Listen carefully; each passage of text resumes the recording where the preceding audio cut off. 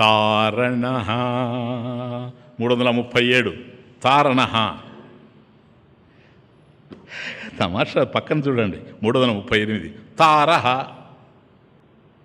ఈ తారణ తారహ రెండు ఒకటే అసలు వాస్తవంగా అనుకోవాలంటే మనం. అంటే భాష వైపు పోయి దాని భావం చెప్తే ఏలే తారయతిథి తారణ అన్నదే తారహ అన్నదే తారయతి ఇతి అంటే తరింపజేసేవాడు. దేని నుండి అన్నప్పుడు ఈ రెండు వస్తుంది. దేని నుండి తరింపజేస్తాడు అని అంటే సంసారాత్. అది సంసార సాగరాత్ తారయతీతి తారణ.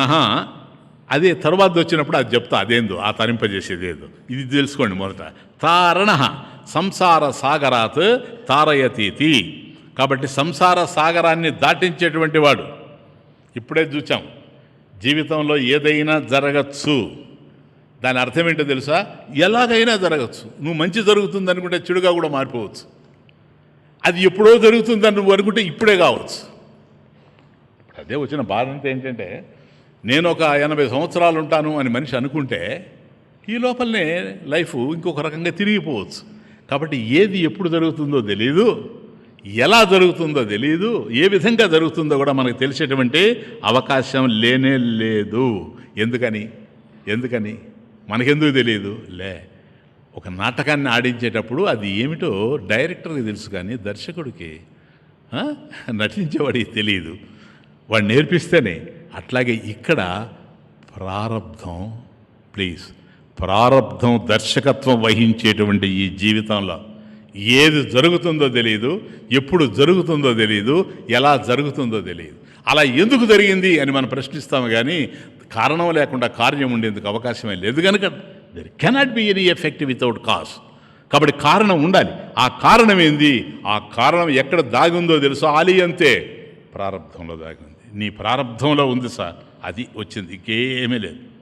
కాబట్టి దీని నుంచి మనం బయటపడాలి అని అనుకుంటే ఎట్లా బయటపడతాము? ఇది ఎవరి వల్ల సాధ్యమవుతుంది? ఇది చాలా పెద్ద విషయం.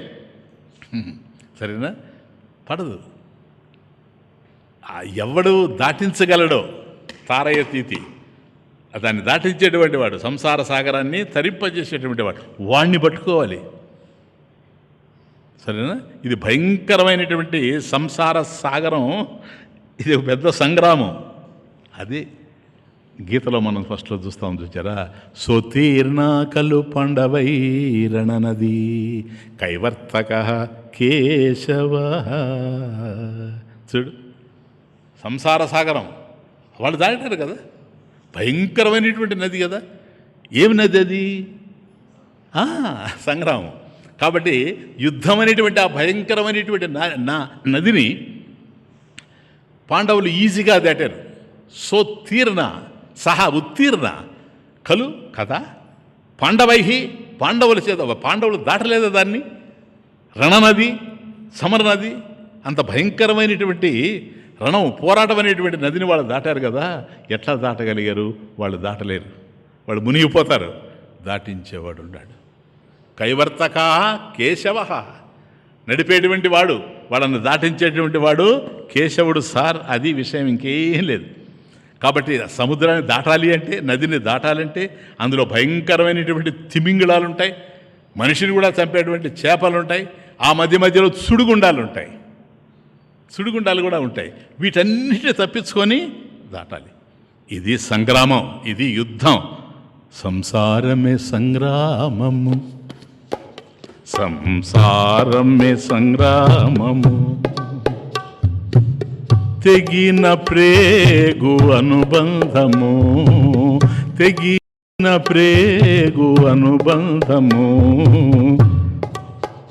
సంసారమే సంగ్రామము, తెగిన ప్రేగు అనుబంధము, జీవుల ఆరాటము, జీవన పోరాటము. ఇది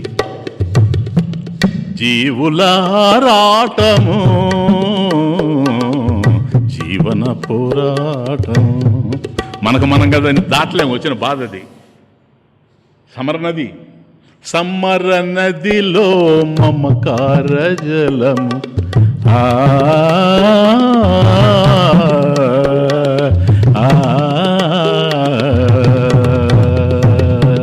సమ్మర నదిలో మమకార జలము ఎవరినైనా ముంచుట తథ్యము. సమ్మర నదిలో మమకార జలము ఎవరినైనా ముంచుట తథ్యము. ఎంత ఈదిన తెలియదు తీరము, ఎంత ఈదిన తెలియదు తీరము. ముందు వెనుక గాఢంధకారము. జరగబోయేది మనకు తెలియదు, ఏం జరిగిందో తెలియదు, వెనక ఏం రాబోతుందో కూడా తెలియదు. చూసారా, అది జీవితంలో. సమ్మర నదిలో మమకార జలము ఎవరినైనా ముంచుట తథ్యము. ఎంత ఈదిన తెలియదు తీరము, ఎంత ఈదిన తెలియదు తీరము. ముందు వెనుక గాఢాంధకారము. సంసారమే సంగ్రామము, సంసారమే సంగ్రామము. కాబట్టి ఆ నది ఎట్లా ఉంది? అలలు లేచి పడుతూ ఉన్నాయి. ఏం అలలు? ఆశలలు నిరాశల నీడలు.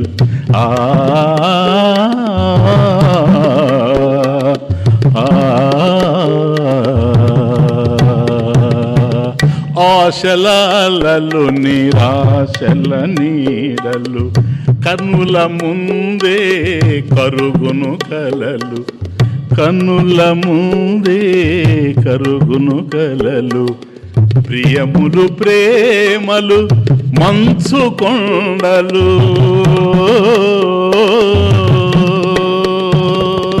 ప్రియములు ప్రేమలు మంచు కొండలు. చుట్టరికాలు ఎండమావులు, చుట్టరికాలు ఎండమావులు. సంసారమే సంగ్రామము, తెగిన ప్రేగు అనుబంధము. జీవులారాటము, జీవన పోరాటము. కాబట్టి అన్నీ ఇప్పుడు ఒకటి గుర్తుపెట్టుకోండి, మనం పట్టుకొని వదిలిపెట్టే ఈ ప్రపంచంలో చాలా ఉన్నాయి. అన్నీ చేజిక్కినట్లే ఉంటాయి. మనం పట్టుకుంటాం, అవి మనకి చేజిక్కినట్టే ఉంటాయి, కానీ అవి విడిపోతాయి. అప్పుడు కానీ మనకు ఆ దుఃఖం తెలిసి రాదు. ఎక్కడైనా చూడండి, ఏమి తయారు చేసుకున్నాం? బాంధవ్యాలు. మనం చిన్నపిల్లలుగా ఉండేటప్పుడు ఇంత బాంధవ్యం ఉందే చెప్పండి. ఈ బాంధవ్యాలంతా దుఃఖాన్నే పెంచుతున్నాయి, అవగాహన కనుక లేకపోతే. అది అందువల్ల అశోక తారణ, ఆయన వైపు తిరిగితే తప్ప మనకు దుఃఖమే, పెరిగే కొద్దీ దుఃఖమే. ఇప్పుడు నేను ఇంటి దగ్గర ఉండేటప్పుడు ఇంత ఉండదు నాయన బాధలు. ఇప్పుడు ఎప్పుడైతే సమాజంలోకి వచ్చేసామో సేవ చేయాలి అని, ఇప్పుడు ఎంతమంది అయితే నన్ను అనుసరిస్తూ ఉండారో వాళ్ళలో ఎవరికి బాధ వచ్చినా నాకు బాధగా ఉంది, హృదయం నలిగిపోతా ఉంది. కాకపోతే ఆయన పాదాలు పట్టుకొని ఉన్నాం కనుక బ్రతికున్నాం, అంతే, ఇంకేం లేదు. కనుక ఈ శోకం పోవాలంటే పోయేటువంటి అవకాశం లేదు. కనుక బాంధవ్యాలు ఉన్నాయి మనం తయారు చేసుకున్నవి కదా, మనమే విడిచిపెట్టాల్సి వస్తుంది. ధనం ఉంది, నువ్వెంతైనా ప్రోగు చేసుకో, ధన సంపార్జన ఎంత చేసినా నువ్వే చేసుకునేది, పట్టుకునేది నువ్వే, వదిలిపెట్టాల్సింది నువ్వే. మంచి ఆహారం తీసుకొని ఒక సద్భావపూరితంగా జీవించే జీవితాన్ని, ఆరోగ్యాన్ని తయారు చేసుకున్నావు. ఎవరికైతే ఆరోగ్యం ఉందో వాడికి ఆరోగ్యం పోయేది, ఆరోగ్యం పోయినోడికి పోయేదేముంది. కాబట్టి ఆరోగ్యం ఉంది, రేపు ఆరోగ్యం లేకుండా అనారోగ్యం వచ్చి కూర్చుంటుంది, ఆరోగ్యం వదిలేస్తాం. అట్లాగే ఆయుష్ ఉంది, పట్టుకొని ఉన్నాం, ఆయుష్ను వదిలేస్తాం. Please see this. కనుక జీవితంలో ఏవేవైతే ఉన్నావో అవన్నీ మనం పట్టుకొనే ఉన్నాం, కానీ అవి ఎప్పుడెప్పుడు పోతాయో మనకు తెలియదు. ఎప్పుడూ వెలిగించుకుంటూనే ఉన్నాం జీవితంలో సుఖాన్ని, ఎప్పుడూ ఇది ఆరిపోతానే ఉన్నాయి. ఇది ఎవరండి? ఆరిపోతూనే ఉన్నాయి. కాబట్టి మనం వెలిగించుకుంటున్నాం, అవి ఆరిపోతూనే ఉన్నాయి. మనం పట్టుకుంటూనే ఉన్నాం, అవి విడిచిపెట్టిపోతూ ఉన్నాయి. వీటి మధ్యలో దాటాలి. ఏమో మనం ప్రేమించినవి బాగా ఆలోచించుకోండి. జీవితంలో అన్నీ అట్లాగే ఉంటాయి. నా జీవితంలో కూడా అంటే ఊరికే జస్ట్ ఆ పాట అనబోతున్నాను, అది ఎందుకు అంటున్నానో చెప్తున్నాను. పాపం మా తల్లి చాలా చక్కగా నన్ను పెంచింది. ఈ స్థితికి నేను రావడానికి ఆమె కారణం. సరేనా? ఒకప్పుడు ఒక ధైర్యం చెప్పి, నాయన నువ్వు పో, పర్వాలేదులే అని చెప్పి నన్ను పంపించింది కూడా ఆవిడే. సరేనా? ఆమె మంచం మీద పడుకోనుంది, రాత్రి అయిపోయింది, 2 గంటలు అయింది, ఆ పరిస్థితి బాగలేదు. ఆలోచిస్తున్నాను, ఈమె పోతే ఎట్లా? ఈమె పోతే ఆ 2 చేతులు కూడా పోతాయి కదా ఆమెతో పాటుగా. ఇంతవరకు నాకు అన్నం పెట్టి పోషించింది ఆ 2 చేతులే కదా, అవి లేకుండా పోతాయి కదా. మరి ఆమె ఎట్లాగో భక్తురాలు, ఆంజనేయ స్వామి భక్తురాలు, తరించిపోద్ది. నేను ఎట్లా తరించాలా, నేను ఎట్లా దాటాలి ఈ ప్రపంచాన్ని అనిపించినప్పుడు, అప్పట్లో ఎలక్ట్రిసిటీ కూడా అంతగా లేదు. ఈ ల్యాంటర్న్లు పెట్టుకొని రాసేది. నేను కూర్చొని నా టేబుల్ దగ్గర కుర్చీలో కూర్చొని, ఆమె కనపడుతుంది నాకు, నిద్రపోతుంది పాపం. ఈమె పోతుంది, సరే నేను దాటగలనా ఈ ప్రపంచాన్ని? ఎలా దాటగలను? ఇది సాధ్యమా? హే భగవాన్, నువ్వే కరుణించా, చిన్న వయసులేండి అన్నప్పుడు రాశాను ఆ పాట. దాటగలనో లేదో సంసారం. ఈ సంసారం దుఃఖపెట్టేటువంటిది మనల్ని. నేను నిన్ను చేరాలి, ఈ సంసారంలో ఉంటే లాభం లేదు. ఎవరైనా పోయేటువంటి వాళ్ళే.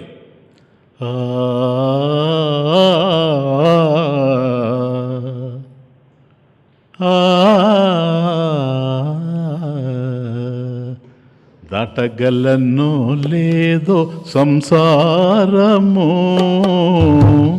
చేరగలనో లేదో నీ పాదము. దాటగలనో లేదో సంసారము, చేరగలనో లేదో నీ పాదము. ఎట్లా చేస్తాము చెప్పండి? పాట పెద్దదిలే, నేను ఎంత పాడను. ఒకటే ఒక చరణం మీకు వినిపిస్తాను. మనం దాటాలంటే ఎట్లా సంసారాన్ని? దాగాలి నోనో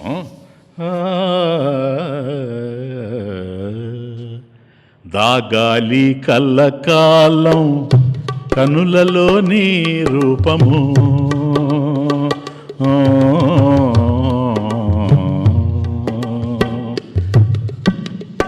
దాగాలి కల్లకాలం కనులలో నీ రూపము. బ్రతుకంత నిల్లవాలి నాలుకపై నామము.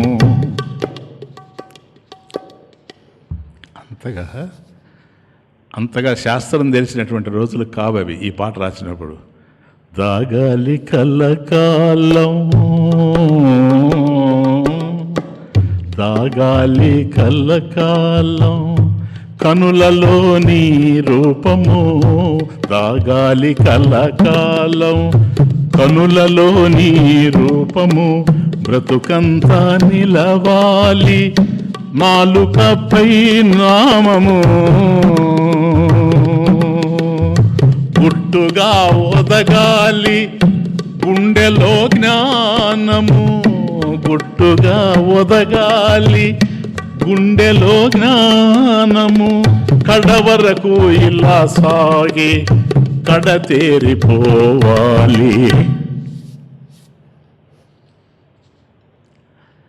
అంత క్రూషియల్ టైంలో నా హృదయం స్వామిని కోరుకున్నది అది. కడవరకు ఇలా సాగి కడతేరిపోవాలి. ఏం లేదు, మన కళ్ళల్లో భగవంతుని యొక్క రూపమే ఉండాలి నాయన. ఇది ధ్యానంలో ముఖ్యం. అట్లాగే మన నాలుక మీద భగవన్నామం ఎప్పుడు నడుస్తూ ఉండాలి. మనం ఏదైతే ఆర్జించామో జ్ఞానం, ఆ జ్ఞానం అంతా మన గుండెల్లోనే గుట్టుగా ఉండాలి, ఎక్కడికి చెదరకూడదు. కలకాలం అంటే చివరి వరకు, కడ వరకు, జీవితం ఉన్నంత వరకు, కడ వరకు ఇలా సాగి కడతేరిపోవాలి, అంతే, ఇంకేం లేదు. కాబట్టి అందరికీ భగవంతుడు తారణ నిజమే, కారణంలో లేదు. ఎట్లా తరింపజేస్తాడు భగవంతుడు? ఇది కూడా వెరీ వెరీ ఇంపార్టెంట్. భగవంతుడు ఎట్లా తరింపజేస్తాడు చెప్పండి? నీకు భక్తి ఉండొచ్చు, తరింపజేసేది ఎట్లా చెప్పనా? ఇప్పుడు డైరెక్ట్గా నీ దగ్గరకు వచ్చి భగవంతుడు ప్రహ్లాదుడిని చేసినట్టు చేసే అవకాశం లేదు కదా. మరి ఎట్లా మనల్ని తరింపజేస్తాడు? ఏమీ లేదు. మన భక్తి భగవంతుని కనుక కదిలించగలిగితే, ఆయన హృదయాన్ని కరిగించగలిగితే, చెలింపజేయగలిగితే, ఆయన చేసేది ఒక్కటే. ఏంటో తెలుసా? నీ జీవితంలోకి గురువుని తీసుకొని వస్తాడు. అంతే, ఇంకేం లేదు. నీ జీవితంలోకి గురువుని తీసుకొని వస్తాడు. గురువు గనక వచ్చాడా, సర్వార్థాన్ గణాతీతి గురువు, నీకు సమస్తాన్ని బోధిస్తాడు. ఆ గురువు బోధించే జ్ఞానంలో నువ్వు తరించిపోతావు. జ్ఞానాత్ మోక్షాయితి కదా. ఇట్లా భగవంతుడు మనల్ని తరింపజేస్తాడు. అందువల్ల ఆయన తారణ. క్లియర్? నెక్స్ట్ తారహ. ఇంతకుముందు చూచాం, సంసార సాగరాత్ తారయతీతి తారణ. బాగా గుర్తుపెట్టుకున్నా ఆయన. సంసార సాగరాత్ తారయతీతి అంటే సంసార సాగరం నుండి మనల్ని తరింపజేసేటువంటి వాడు. క్లియర్? ఇప్పుడు చూడండి, తారహ. తారహ అంటే ఏంటో తెలుసా? భయం. సంసారం నుండి మనల్ని విడిపించడం తారణ. భయం నుండి మనల్ని విడిపించడం, సరేనా? అది తారహ. ఒకటే నా పోవడంలో ఇంత వచ్చేసింది వ్యవహారం. కాబట్టి అక్కడ తరింపజేసేటువంటి వాడు, ఇక్కడ భయాన్ని నుంచి మనల్ని తరింపజేసేటువంటి వాడు. అందువల్ల ఎందుకంటే ఇక్కడ కూడా ఉంది తారహ అన్నప్పుడు తరింపజేసేవాడే. ఎట్లా? గర్భ జన్మ జరా మృత్యులక్షణాత్. ఇది వచ్చేసారా? కాబట్టి గర్భంలో ఉండేటువంటి దుఃఖం సార్, భయం ఉండదు, చాలా ఉంది అక్కడ గర్భంలో. గర్భ జన్మ జరా మృత్యులక్షణాత్ భయాత్ తారయతీతి. భయాత్ తారయతీతి. ఆడ సంసార సాగరాత్, ఇక్కడ భయాత్. ఈ భయం నుండి ఈ విధంగా మనల్ని అక్కడి నుంచి తప్పించేటువంటి వాడు. మొదట గర్భం చూసారా? గర్భ జన్మ, ఈ పాయింట్ చూసుకోండి. గర్భ జన్మ జరా మృత్యులక్షణాత్ భయాత్ తారయతీతి. సరేనా? గర్భం, తల్లి గర్భంలో ఉండేటప్పుడే గర్భంలోనే దుఃఖం స్టార్ట్ అయిపోతుంది. అంటే మనకు ఉపనిషత్తులు చాలా క్లియర్గా చెప్తాయి. పూర్వం అంటే నేను గత జన్మల్లో ఏమేం చేశానో 8 నెలలు అయ్యేటప్పటికీ అవన్నీ జ్ఞాపకం వస్తాయట ఆ బిడ్డకి, తల్లి గర్భంలో ఉండే బిడ్డకి. ఇది ఎవరికి అర్థం కాదు, ఇదేం సైంటిస్టులకి డాక్టర్లు తెలిసింది కాదు. ఇది ఆ బిడ్డ యొక్క మనోగతం ఏదైతే నడుస్తూ ఉందో అప్పుడు తెలిసి వస్తుందట. ఈ లోపల చల్లగా ఐస్ క్రీమ్ తిన్నదనుకోండి, వాడికి చల్లగా అయిపోతుంటే, ఆమె వేడివేడిగా కాఫీ తాగితే వేడివేడిగా ఉంటుంటే ఈ బాధలు పడుతూ ఒకవైపు, ఓహో నేను I was so and so, నేను సుందర చైతన్యానంద కదా. అప్పుడు ఏది తల్లి గర్భంలో. కాబట్టి గతంలో నేను ఎంతో చెప్పాను, ఎన్నో చేశాను, ఎన్నో రాశాను, తరించలేకపోయాను, అందువల్ల మళ్ళీ పుట్టాను. ఇప్పుడు పురా పరజనస్యార్థే కృతం కర్మ శుభాశుభం. పురా పరజనస్య అర్థే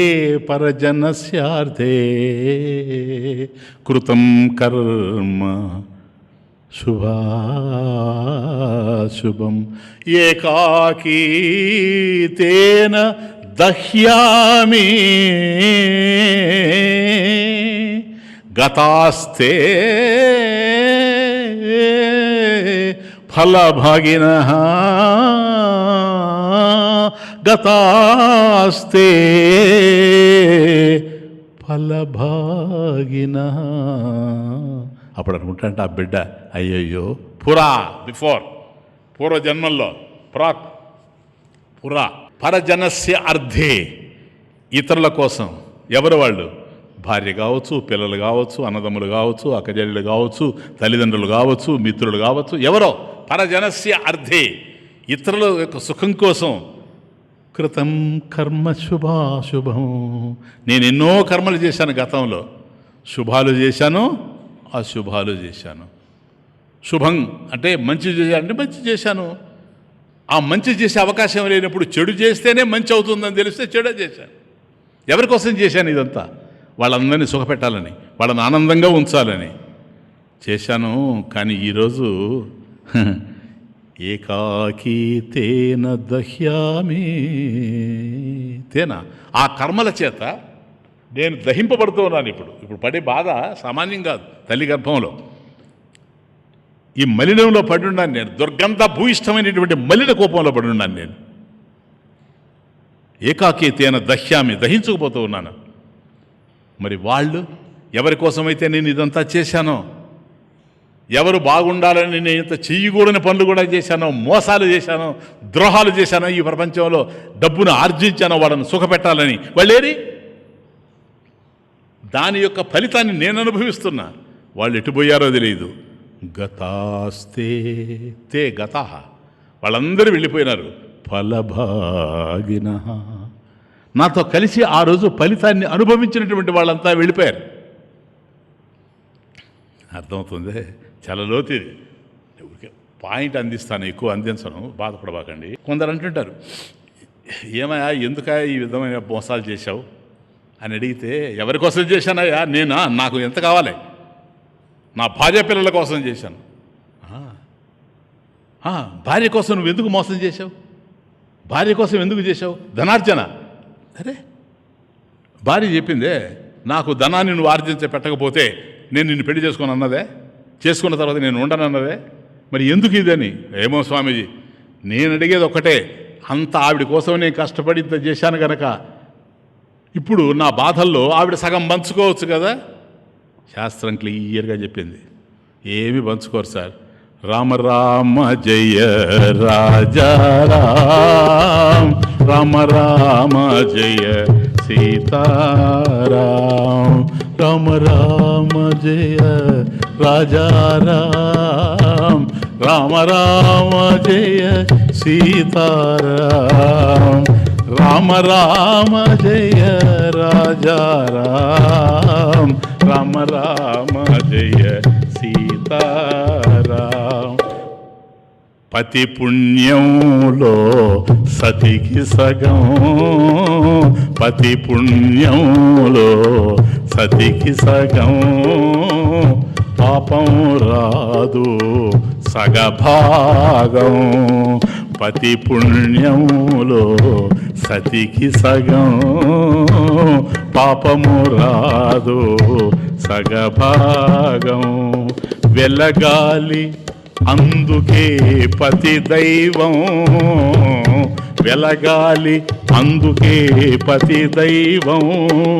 నిలవాలి కుటుంబం ఆదర్శం, నిలవాలి కుటుంబం ఆదర్శం. మూడు గుణాల ముడులు తెంచుటకు, మూడు గుణాల ముడులు తెంచుటకు ముడిపడ్డాయి మూడు ముళ్ళు. మూడు గుణాల ముడులు తెంచుటకు ముడిపడ్డాయి మూడు ముళ్ళు. క్లియరా? ఇప్పుడు అర్థమైంది మూడు ముళ్ళు ఏంటో. కాబట్టి భర్త గనక పాపం చేస్తే భార్యకి రాదు. ఎందుకని? భార్యని పోషించమని భర్తగా చెప్పారు, కానీ నువ్వు అధర్మంగా నడుచుకొని ఆవిడని పోషించు అని చెప్పాడా? ఎవరు? అమ్మాయిని ఇచ్చినవాడు. అసలేవాడు నువ్వు అట్లా చెప్పుంటే. నువ్వు ధర్మబద్ధంగా జీవిస్తావనే నీకు ఇచ్చాడు సార్. కాబట్టి నువ్వు ఏది సంపాదిస్తావో, ఇప్పుడు ఆయన పుణ్యం చేశాడు అనుకో, పతి పుణ్యంలో సతికి సగం. ఎందుకని? అర్ధాంగి. నీలో ఆమె సగం కనుక సగం పోతుంది.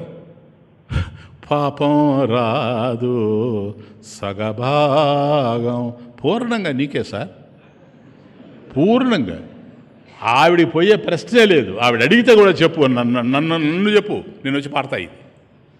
కాబట్టి ఆవిడికి మాత్రం ఒక పైసా కూడా పోదు పాపంలో. పాపమంతా పూర్ణంగా తమరికే వస్తుంది. అందువల్ల పతి ఎట్లా ఉండాలా?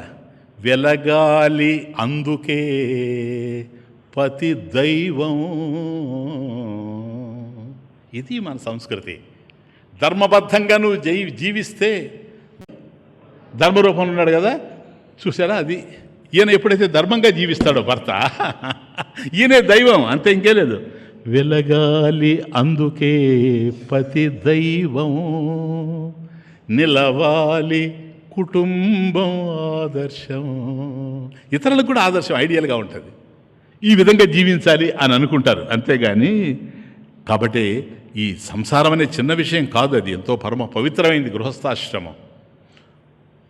ఆ కారణం చేతనే 3 గుణాల ముడులు త్రెంచుటకు ముడిపడ్డాయి 3 ముళ్ళు. గుణానేతానతీత్యత్రేన్ దేహి దేహ సముద్భవాన్ జన్మ మృత్యుజరా వ్యాధి జన్మ మృత్యుజరా దుఃఖై విముక్తోమృతమశ్నుతే. 14వ అధ్యాయం గుణత్రయ విభాగ యుగంలో ఉందే. ఏంటో తెలుసా? ఈ 3 గుణాలే నాయన మనిషిని కట్టుపడేసే. దేహం అట్లా వచ్చింది మనకు.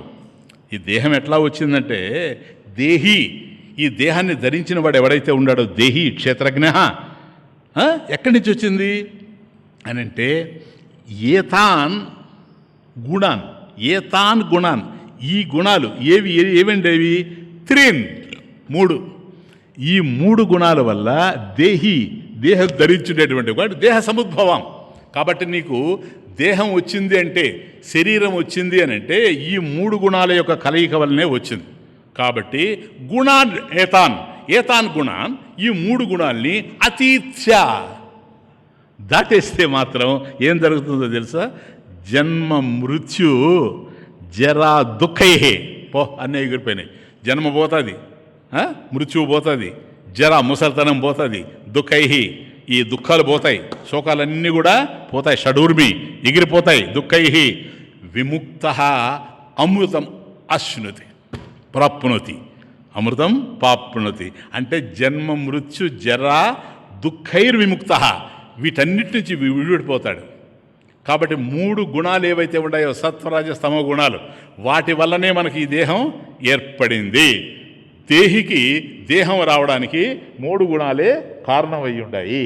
ఎప్పుడైతే ఆ 3 గుణాల్ని అతిక్రమించి దాటిపోతాడో, గుణాతీతుడైపోతాడో, ఆ సమయంలో జన్మ లేదు, మృత్యువు లేదు, జరా లేదు, ముసలితనం లేదు, దుఃఖాలు లేవు. వీటన్నిటి నుంచి విముక్తుడైపోతాడు. విముక్తుడై ఏమవుతాడండి? అమృతం అశ్నుతే, అమృతత్వాన్ని, మోక్షాన్ని పొందుతాడు. ఇది ఇంకేం లేదు. అర్థమవుతుందే? అందువల్ల ఆచార్యుల వారు కూడా పునరపి జననం పునరపి మరణం, వాయిస్తావా? వాయించ.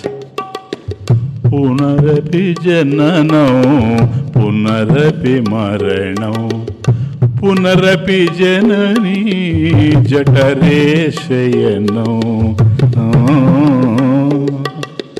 పునరపి జననం పునరపి మరణం పునరపి జననీ జఠరే శయనం ఇహ సంసారే బహుదూస్తారే ఇహ సంసారే బహుదూస్తారే కృపయా పారే పాహి మురారే కృపయా పారే పాహి మురారే భజ గోవిందం భజ గోవిందం గోవిందం భజ మూఢమతే భజ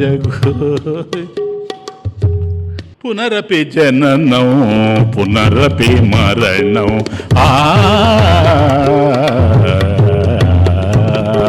పునరపి జననం పునరపి మననం పునరపి జననీ జఠరే శయనం ఇహ సంసారే బహుదూస్తారే ఇహ సంసారే బహుదూస్తారే కృపయా పారే పాహి మురారే కృపయా పారే పాహి మురారే భజ గోవిందం భజ గోవిందం గోవిందం భజ మూఢమతే. నేను మామూలుగా అది వాయించాడని కాకుండా మామూలుగా అన్నాను, అతను వాయించేశాడు, కానీ అది రాగం అది కాదు. అందుకని నేను ఆయన ఎట్లా వాయిస్తున్నాడో దానికి అనుగుణంగా పాడాను అంతే ఇంతకుముందు. ఇప్పుడు మీరు ఇట్లా చూస్తాడన్నాను, ఏంది ఇట్లా కాదు కదా స్వామీజీకి, ఏంది మర్చిపోయాడా, ఏజే పునరపి జననం, పునః అపి, మళ్ళీ కూడా, పదం మళ్ళీ మళ్ళీ పుడతారు అది కాదు, పునః అపి, పునః మరల మళ్ళీ, అపి కూడా, జననం మళ్ళీ కూడా జన్మం, అది ఆడ తమాషా. పునరపి మరణం, పునః అపి మళ్ళీ కూడా మరణం, చావు. పునరపి పునః అపి జనని జఠరే, తల్లి గర్భంలో శయనం, పడుకొని ఉండడం, మళ్ళీ మళ్ళీ, అది తమాషా. కాబట్టి చావడం, మళ్ళీ పుట్టడం, మళ్ళీ పుట్టడం, మళ్ళీ చావడం, ఆ చచ్చిపోయిన తర్వాత మళ్ళీ పుట్టేటప్పుడు తల్లి గర్భంలో ఉండడం. ఇహ సంసారే, ఇది కనెక్షను, ఇదేంటి ఇప్పుడు మీరు వినే నామం తారహ కదా. ఇహ సంసారే బహు దుస్తారే, ఇది రెండు అర్థాలు దీనికి. కృపయా పారే పాహిమురారే, అపారే అంటే పారం లేనిది అని అర్థం, తీరం లేనిది, తీరం లేనటువంటి సముద్రం ఇది సంసారం అనేటువంటిది ఒకటి. ఆయన కృప అవధులు లేనిది, తీరం లేనిది, ఎంత దూరం పోతుందో తెలియదు, అది రెండు అర్థాలు. కృపయా పారే, అపారే కృప, పాహిమురారే మమ్మల్ని రక్షించు అని అడగడం, కాబట్టి తరింపజేయడం. ఇహ సంసారే బహు దుస్తారే, దుస్తారే అది దాటడం చాలా కష్టం, సరేనా. సంసారం అనేటువంటి సముద్రాన్ని దాటడం, ఈ భయాలన్నింటినీ దాటడం చాలా కష్టం, కానీ భగవంతుని యొక్క అనుగ్రహం కనుక పడిందంటే మాత్రం చాలా సులభం. ఇది అందుకని ఈ తార అని అన్నప్పుడు తరింపజేసేవాడు కదా, ఈ తారకి చాలా అర్థాలు ఉన్నాయి. తరింపజేసేది తారకం. ఈ తారకం ఏమిటి అంటే, తార శబ్దానికి ఓంకారం అని కూడా అర్థం. ఓం ఎట్లాగైతే మనల్ని తరింపజేస్తుందో ఇది కూడా అట్లా తరింపజేస్తుంది అని అర్థం. ఈ తారక నామమే రామనామం. రామనామం కూడా అది, కాబట్టి రామనామం కూడా తరింపజేస్తుంది. తారక మంత్రం, తారక మంత్రము కోరిన దొరికెన్ను, ధన్యుడనైతిని ఓరన్నా. భద్రాచల రామదాస్. తారక మంత్రము కోరిన దొరికెను, ధన్యుడనైతిని ఓరన్నా. మీరిన కాలుని దూతల పాలిటి, వీరిన కాలుని దూతల పాలిటి, మృత్యువు అని మది నమ్మన్నా. తారక మంత్రము కోరిన దొరికెను, ధన్యుడనైతిని ఓరన్నా. మృత్యువును దాటేయడానికి అంతకన్నా మించింది లేదు. అటువంటిది నాకు ఎన్ని జన్మల్లో చేసుకున్న పుణ్యఫల విశేషమో. తారక మంత్రము కోరిన, నేను కోరాను, దొరకచ్చు దొరకపోవచ్చు, కానీ దొరికింది. తారక మంత్రము కోరిన దొరికెను, ధన్యుడనైతిని ఓరన్నా. మీరిన కాలుని దూతల పాలిటి, మృత్యువుయని మది నమ్మన్నా. తారక మంత్రము కోరిన దొరికెను, ధన్యుడనైతిని ఓరన్నా. భద్రాచల రామదాస్. సరేనా. కాబట్టి తారహ తరింపజేసేటువంటి వాడు. నెక్స్ట్